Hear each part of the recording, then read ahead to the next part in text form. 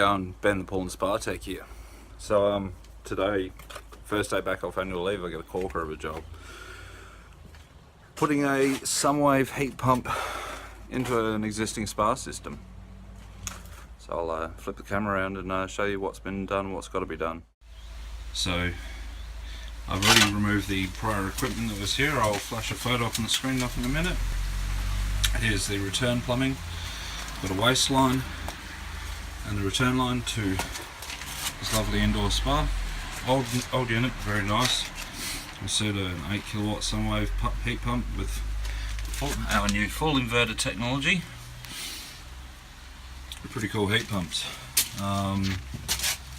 Into this tight little end of a spot. There's not much room for it to breathe, but we can make this work.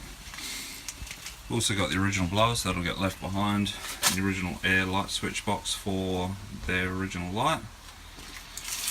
Using an Astral pump, 1.5 horsepower CTX pool and spa pump. So they've got the skimmer basket on the front to catch any nasties coming back from the spa. Also using a ZX cartridge filter, which is also an Astral unit. And that will all be going into this corner here. So as you can see, there's not much room down here anyway for all this to be fitted into. But the main rules for the heat pump, hang on, I'll wait for the garbage truck. The main rules for the heat pump are that this fan here has to breathe in front of the shed, so it will breathe up this walkway and not into the end of the shed. Basically, if the air comes out and it circulates back into the back of the heat pump, it's going to have a bad day. And you can't run it down this short little bit of pathway here.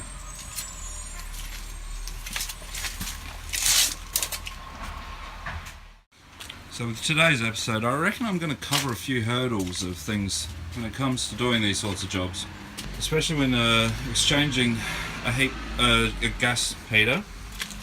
The original gas heater is up here. It's a much smaller unit than the Summerwave heat pump. The Summerwave heat pump is far superior in control and efficiency, but it is a little bit slightly larger unit, and some of the things I'm running up against is a very tight amount of room to work with.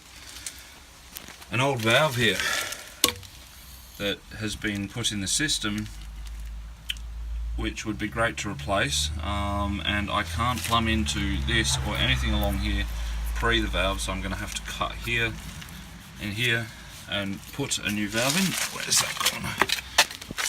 So a new valve, but that's plumbing straight into the ground, so I'm going to have a zero play on these pipes here to be able to get that valve into place. And because of such tight room constraints, I'm going to have to run a lot of the plumbing behind the heat pump out to the actual water pump there and the filter pre the heat pump in the chain of flow, but also keeping in mind that this is a thoroughfare, so I'm going to have to try and constrain it as much to the wall as possible and leave room for the gate to open and close and still get the plumbing in. So this will be a fun one. So I'm going to take a minute to work through this in my mind, get all the fittings out, try and lay it out, and then go from there. I'll do a time lapse of the actual install, and then see you on the other side of the install and run you through the setup.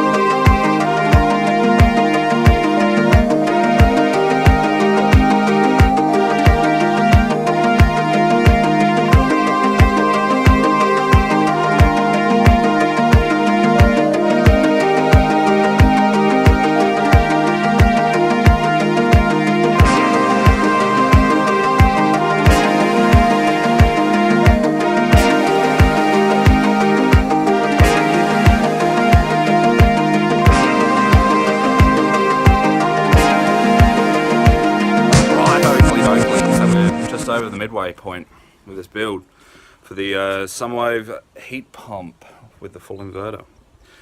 I'll just spin the camera around and show you what I've been doing so far, but this has actually been quite a tricky job. The constraints of room here are very tight, and to get that fan to blow in front of this shed here, I've had to try and bring this as far over to the wall as possible, but still leave room to sneak a pipe past there in a minute.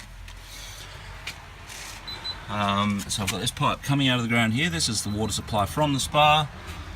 It's running down through a valve to be able to shut it off because we're below ground level, below water level. So if they want to open this basket, they've got to shut this valve off so it doesn't empty the spa.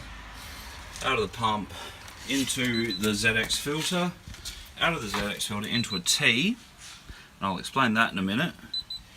But that then runs into the bottom connector of the heat pump with a valve there to shut off.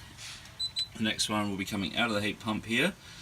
I'll put a valve here and then a T, and then out of the T will come to this one with another valve after it, and that will constitute the H bridge, so we can divert the water and shut it down if needs be. And then out of the T I'm going to come through here, and that will be the return down into the spa. So it's a very complex build to try and sneak all of this plumbing in behind the heat pump, but it's getting there. Got the run cam still ticking over, taking time lapse, so I'll get back to it.